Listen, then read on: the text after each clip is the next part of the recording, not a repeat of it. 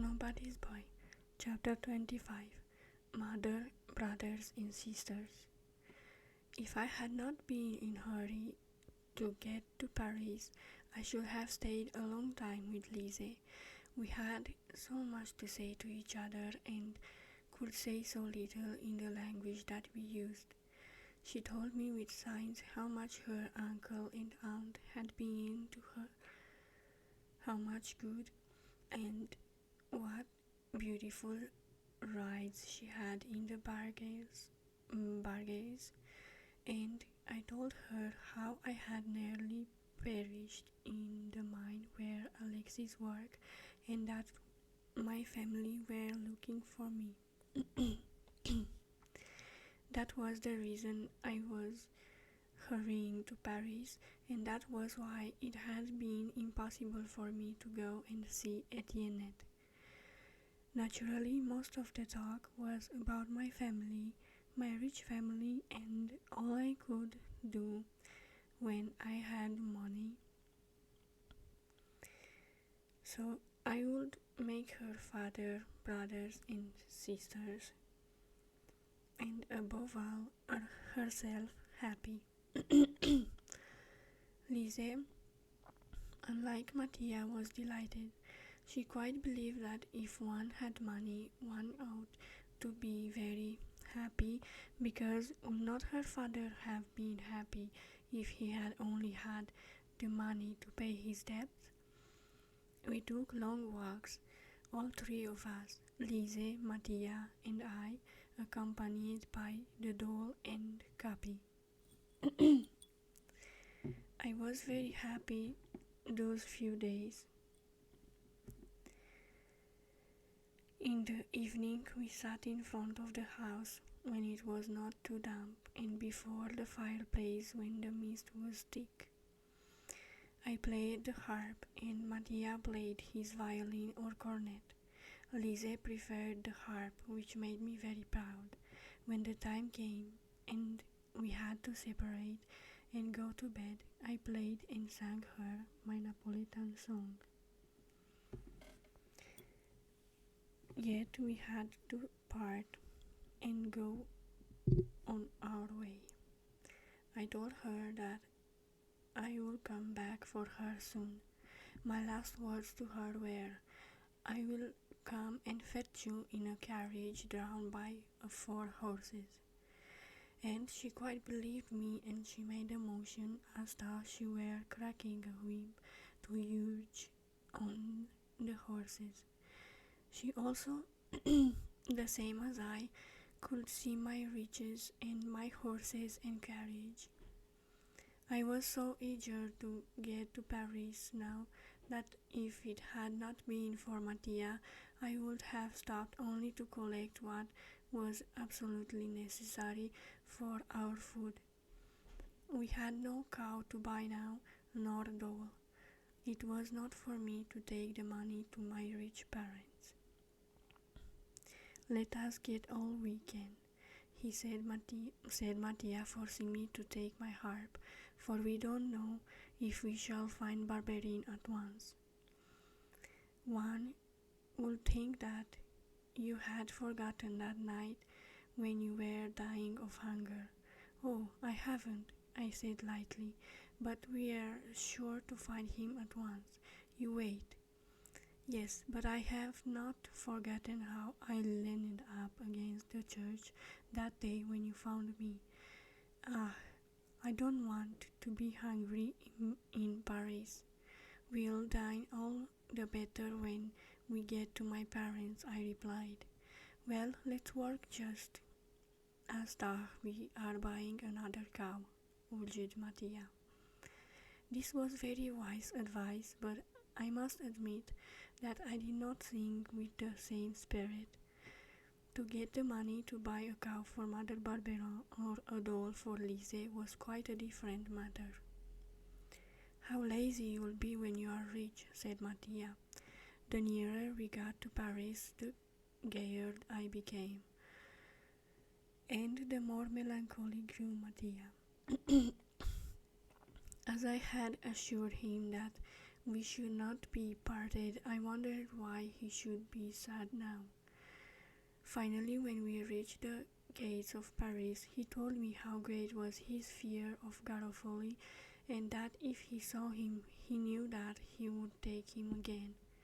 You know how afraid you are of Barbera, so you can imagine how I fear Garofoli. If he's out of prison, he will be to catch me. Oh, my poor head, how he used to bang it. And then he will part us. Of course, he'd like to have you as one of his pupils, but he could not force you to stay. But he has a right to me. He is my uncle. I had not thought of Garofoli. I arranged with Mattia that I should go to the various places that Mother Barbera had mentioned as to where I might find Barbera.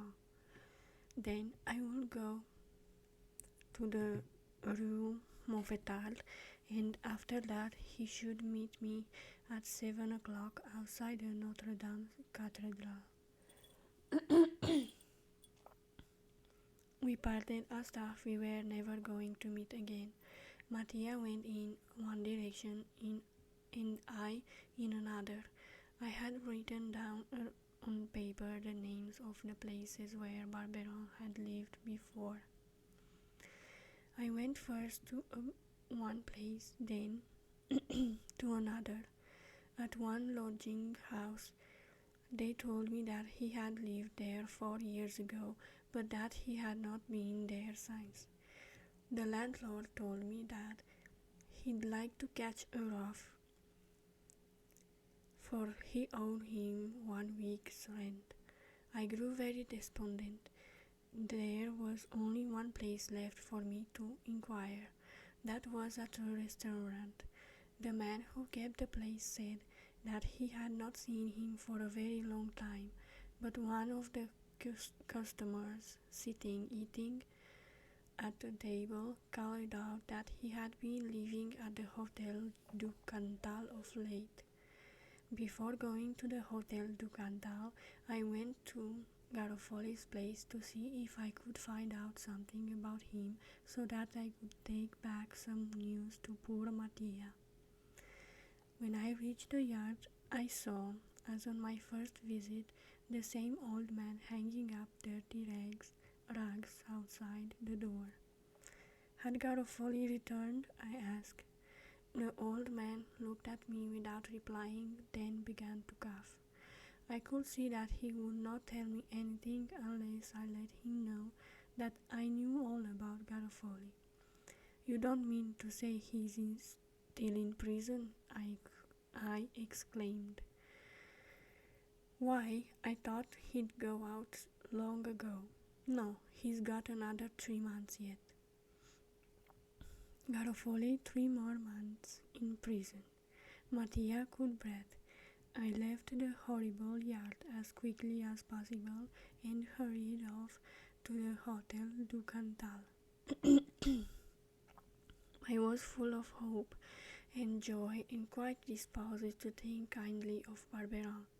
If it had not been for Barbera, I might have died of cold and hunger when I was a baby. It was true that he had taken me from Mother Barbera to sell me to a stranger, but then he had no liking for me, and perhaps he was forced to do it for the money. After all, it was through him that I was finding my parents, so now I thought of not to harbor my bitterness against him. I soon reached the Hotel du Cantal, which was only a hotel in name, being nothing better than a miserable lodging house. I want to see a man named Barbera. He comes from Chavanon, I said to a dirty old woman who sat at the desk. She was very deaf and asking me to repeat what I said. Do you know a man named Barbera? I shouted. Then she threw up her hands to heaven so abruptly that the cat sleeping on her knees sprang down in terror. "Alas, alas," she said. Then she added, "Are you the boy he was looking for?" "Oh, you know," I cried excitedly. "Well, where's Barbara?" "Dead," she replied laconically. I leaned on my harp. "Dead?" I cried loud enough for her to hear. I was dazed. How should I find my parents now? "You are the boy they are looking for, I'm sure you are," said the old woman again. "Yes, yes, I am the boy. Where is my family? Can you tell me?" "I don't know any more than just what I have told you, my boy. I should say my young gentleman." "What did Barbara say about my parents?" "Oh, do tell me," I said imploringly. She threw her arms up towards heaven. "Ah, if that isn't a story! Well, time it's... Tell me, I have time. What is it?" At this moment, a woman who looked like a servant came forward. The mistress of the Hotel du Cantal turned to her. "If this isn't an affair, this boy here, this young gentleman, is the man Barberon talks so much about." "But didn't Barberon speak to you about my family?" I asked. "I should say so, more than 100 times. A very rich family it is, that you have got, my boy, my young gentleman." "And where do they live, and what is their name?" "Barberin wouldn't tell us anything. He was that mysterious. He wanted to get all the reward for himself."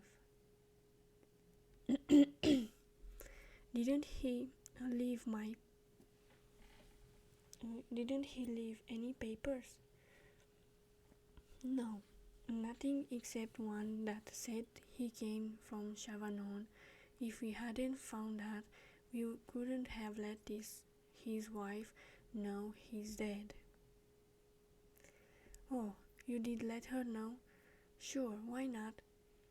I could learn nothing from the old woman. I turned slowly towards the door. "Where are you going?" she asked. "Back to my friend." "Ah, you have a friend. Does he live in Paris?"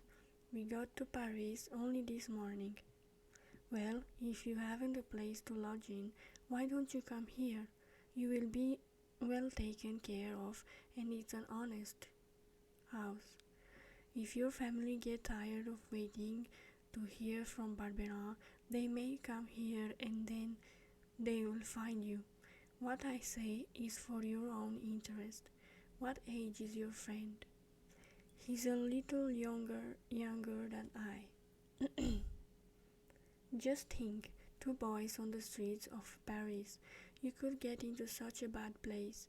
Now, this is real respectable on account of the locality." The Hotel du Cantal was one of the dirtiest lodging houses that I had ever seen, and I had seen some pretty dirty ones. But what the old woman said was worth considering. Besides, we could not be particular. I had not found my family in their pitiful Paris mansion yet. Mattia had been right to want to get all the money we could on our way to the city. What should we have done if we had not our 17 francs in our pockets? "How much will you charge for a room for my friend and myself?" I asked. Ten cents a day. That's not much." "Well, we'll come back tonight." "Come back early. Paris is a bad place at night for boys," she called after me. Night was falling. The street lamps were lit. I had a long way to walk to the cathedral where I was to meet Mattia. All my high spirits had vanished. I was very tired, and all around me seemed gloomy. In this great Paris, full of light and noise, I felt so utterly alone. Why Would I ever find my own people?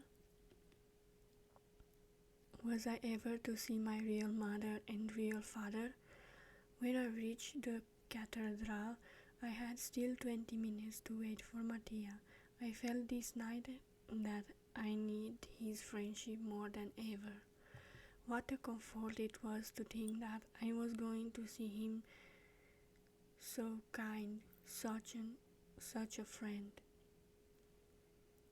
A little before 7, I heard a quick hark. Then out of the shadows jumped Capi. He sprang onto my knees and licked me with his soft, wet tongue.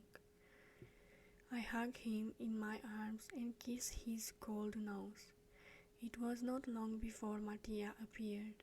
In a few words I told him that Barberin was dead and that there was now little hope that I could ever find my family. Then he gave me all the sympathy of which I was in need. He tried to console me and told me not to despair. He wished as sincerely as I, that we could find my parents. We returned to the Hotel du Cantal. The next morning I wrote to Mother Barberin to express my grief for her loss and to ask her if she had had any news from her husband before he died. By return mail, she sent me word that her husband had written to her from the hospital where they had taken him and said that if he did not get better, she was to write to Greth and Galleys, Lincoln Square, London, for they were the lawyers who were looking for me. He told her that she was not to take any steps until she was sure that he was dead. "We must go to London," said Mattia when I had finished reading the letter that the priest had written for her. "If the lawyers are English, that shows that your parents are English."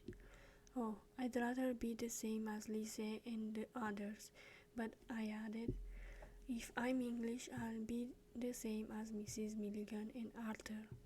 "I'd rather you were Italian," said Mattia. In a few minutes our baggage was ready and we were off. It took us 8 days to hike from Paris to Boulogne, stopping at the principal towns en route. When we reached Boulogne, we had 32 francs in our purse. We took passage on a cargo boat that was going the next day to London. What a rough journey we had! Poor Mattia declared that he would never go on the sea again. When at last we were steaming up the Thames, I begged him to get up and see the wonderful sights, but he implored me to let him alone. At last the engine stopped and the ropes were thrown to the ground, and we landed in London. I knew very little English, but Mattia had picked up quite a great deal from an Englishman who had worked with him in the Gassot circus. When we landed at once, he asked a policeman to direct us to Lincoln Square. It seemed to be a very long way. Many times we thought that we had lost ourselves, but again, upon making inquiries, we found that we were going in the right direction.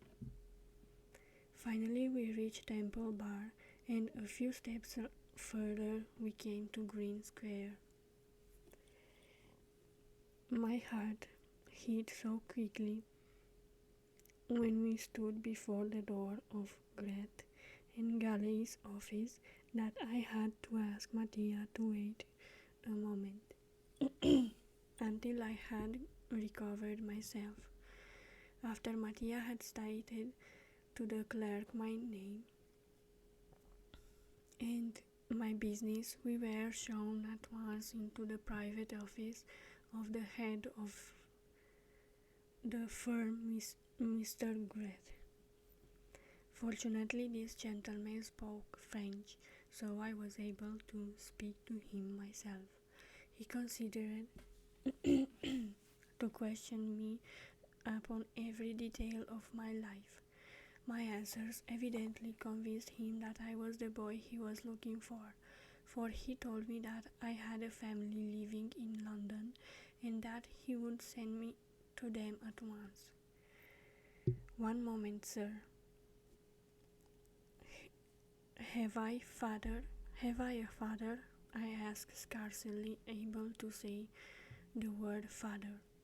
"Yes, not only a father, but a mother, brothers and sisters," he replied. "Oh!" He touched a bell and a clerk appeared who he told to take charge of us. "Oh, I had forgotten," said Mr. Gret. "Your name is Driscoll. Your father's name is Mr. John Driscoll." In spite of Mr. Gret's ugly face, I think I could have jumped at him and hugged him if he had given me time, but with his hand he indicated the door and we followed the clerk.